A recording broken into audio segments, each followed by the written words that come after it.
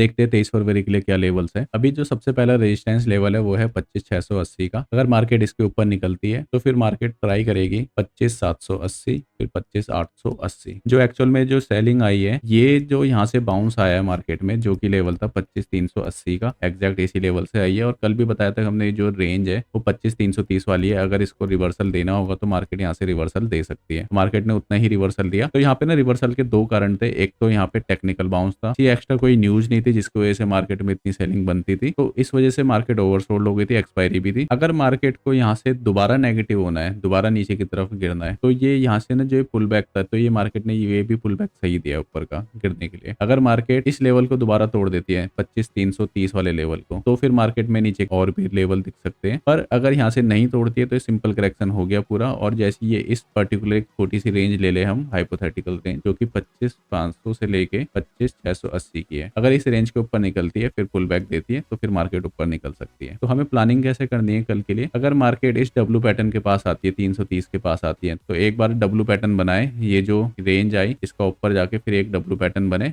तो हम एक यहाँ पे ट्रेड को ले सकते हैं। क्योंकि ना देखो, प्रिडिक्शन तो बात की बात है, हम यहाँ पे क्या कर सकते हैं, सिर्फ एनालिसिस कर सकते हैं कि हमारे लेवल्स पे आएगी मार्केट तो हम वहां से उसको बाय करेंगे। जैसे कि आज भी डब्ल्यू पैटर्न बना था और डे के लो को नहीं तोड़ पाई मार्केट, तो इस वजह से यहाँ पे भी एक ट्रेड बनती थी, प्राइस एक्शन बनाते हुए ऊपर की तरफ निकल गई। ठीक है, और उसके बाद ये जो रेजिस्टेंस की रेंज थी, तो ये भी एक रेजिस्टेंस की रेंज आपको निकालनी आनी चाहिए। प्रीवियस स्विंग था, ठीक है, इसी के पास आई मार्केट और इसके ऊपर नहीं निकल पा रही थी, तो यहाँ से ट्रेड को एग्जीक्यूट करो शॉर्ट साइड और टारगेट रखो 100 पॉइंट का, स्पॉट के 100 पॉइंट का। अब स्पॉट के 100 पॉइंट का मतलब क्या है? अगर आप यहाँ पे किसी भी पॉइंट से निकल रहे हो तो आपको ना ये रखना चाहिए कि 100 पॉइंट तक मार्केट जाएगी। तो बेशक आप यहाँ से 20 पॉइंट पे उठाओ, यहाँ से 80 पॉइंट पे निकाल दो, तो 60 पॉइंट आप यहाँ से अर्न कर पाओगे। तो मैं ये कहना चाह रहा हूँ कि अगर 100 पॉइंट है तो फिर मार्केट वहां से ना मे बी रिवर्स हो सकती है, तो इसलिए आप वहां पे अपना प्रॉफिट बुक कर सकते हो स्पॉट पे। तो ये आपको बैक ऑफ द माइंड पे ध्यान रखना है। आप एकदम हाई पे नहीं ले सकते, एकदम आप लो पे नहीं बेच सकते। तो आपको बीच के जो 20 पॉइंट है और ये यहाँ से 80 तक गई, तो ये 60 पॉइंट ही कमाने के पीछे ध्यान देना है। एसएल क्या बैठेगा, यहाँ से अपना रिस्क रिवार्ड के हिसाब से एसएल लगा लो, नहीं तो जहां पर ऑप्शन चेन में रेजिस्टेंस है